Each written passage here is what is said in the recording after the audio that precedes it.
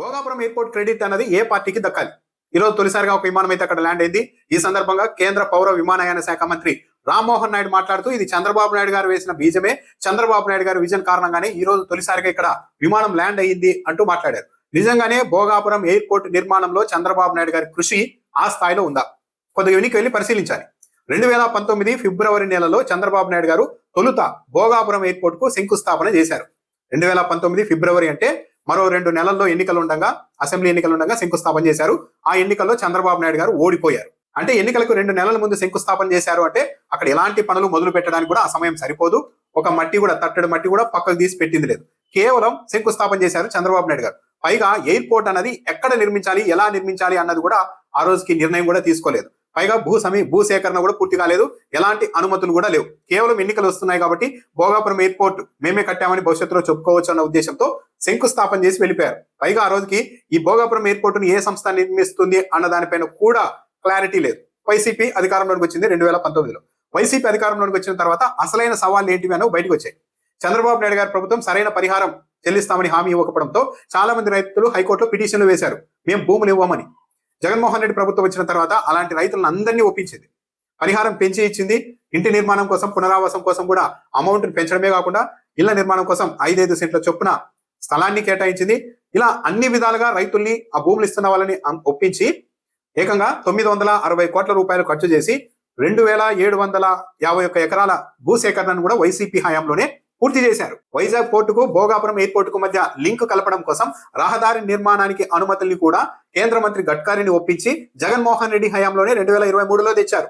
2020 June నెలలో airport నిర్మాణానికి సంబంధించి రాష్ట్ర ప్రభుత్వం జిఎంఆర్ సంస్థతో ఒప్పందం కూడా చేసుకుంది. అంటే 2020 వైసీపీ హయాంలోనే జిఎంఆర్ సంస్థ ఎంపిక అన్నది కూడా జరిగింది. ఎయిర్పోర్ట్ నిర్మాణానికి అవసరమైన అనుమతులన్నీ కూడా వైసీపీ హయాంలోనే సాధించారు.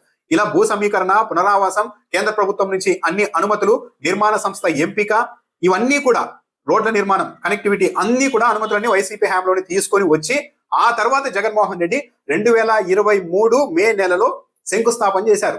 అంటే చంద్రబాబు నాయుడు గారి లాగా ఎలాంటి అనుమతులు లేకుండానే భూసేకరణ కూడా పూర్తి కాకుండానే చేయలేదు. అన్ని కంప్లీట్ చేసిన తరువాతనే జగన్మోహన్ రెడ్డి హయాంలో 2023 మే నెలలో ఇక్కడ శంకుస్థాపన జరిగింది. శంకుస్థాపన కార్యక్రమంలో జిఎంఆర్ అధినేత గ్రంథి మల్లికార్జునరావు చాలా కీలకమైన వ్యాఖ్య చేశారు.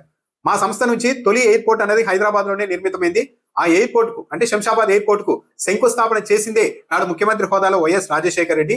ఆ తర్వాత దాన్ని పూర్తయిన తర్వాత ప్రారంభించింది కూడా వైఎస్ రాజశేఖర రెడ్డి. ఇక్కడ కూడా జగన్మోహన్ రెడ్డి నాయకత్వంలో ఆయన చేతుల మీదుగా భోగాపురం ఎయిర్పోర్ట్ నిర్మాణానికి శంకుస్థాపన చేసుకోవడం చాలా ఆనందంగా ఉందని కూడా మల్లికార్జునరావు వ్యాఖ్యానించారు. నిజంగానే చంద్రబాబు నాయుడే శంకుస్థాపన చేసి ఉంటే, అది నిజమైన శంకుస్థాపన అయి ఉంటే, అన్ని అనుమతులు తెచ్చి ఉంటే, చంద్రబాబు నాయుడు పాత్ర కూడా ఉండి ఉంటే కనీసం జిఎంఆర్ అధినేత అయినా సరే కొద్దిగా క్రెడిట్ ఇచ్చేవారు కదా. మొత్తం జగన్మోహన్ రెడ్డి చేతుల మీదుగానే జరుగుతుందని చెప్పి ఉండేవారు కాదు కదా. అదే కార్యక్రమంలో జగన్మోహన్ రెడ్డి ఆ రోజు చాలా క్లియర్ గా చెప్పారు, 2026లో ఈ ఎయిర్పోర్ట్ నుంచి విమానాలు రాకపోకలు మొదలవుతాయని చెప్పారు. కరెక్ట్ గా ఇప్పుడు 2026లోనే మొదలయ్యాయి. అంటే జగన్మోహన్ రెడ్డి ప్లానింగ్, ఆయన చేసిన ఏర్పాట్లు, అనుమతులు అన్ని తేవడం వల్లే ఈ రోజు ఎయిర్పోర్ట్ నిర్మాణం అనేది పూర్తయింది అన్నది చాలా స్పష్టంగానే అర్థమవుతుంది. కానీ తెలుగుదేశం పార్టీ వాళ్ళు ఇదంతా చంద్రబాబు నాయుడు గారు వేసిన బీజమే అని పైకి చెప్తున్నారు. కానీ 2019 ఫిబ్రవరిలో ఎన్నికలకు 2 నెలల ముందు శంకుస్థాపన చంద్రబాబు నాయుడు గారు చేశారు కాబట్టి క్రెడిట్ మొత్తం ఆయనకే అని అంటున్నారు. కానీ వీటి మీద కూడా డాక్యుమెంట్లు అయితే తెలుగుదేశం పార్టీ చూపెట్టలేకపోతుంది. వైఎస్ఆర్ కాంగ్రెస్ పార్టీ చాలా క్లియర్ గా తాము చెప్తున్న ప్రతి మాటకు ఎవిడెన్స్ చూపెడుతోంది. తెలుగుదేశం పార్టీ చేతిలో విస్తృతమైన మీడియా ఉంది కాబట్టి భోగాపురం ఎయిర్పోర్ట్ అన్నది శంకుస్థాపన నుంచి పూర్తి చేయడం వరకు భూసేకరణ, అనుమతులు అన్ని మా చంద్రబాబు నాయుడు గారు ఇచ్చారని భవిష్యత్తులో కూడా చెప్పుకోవచ్చు.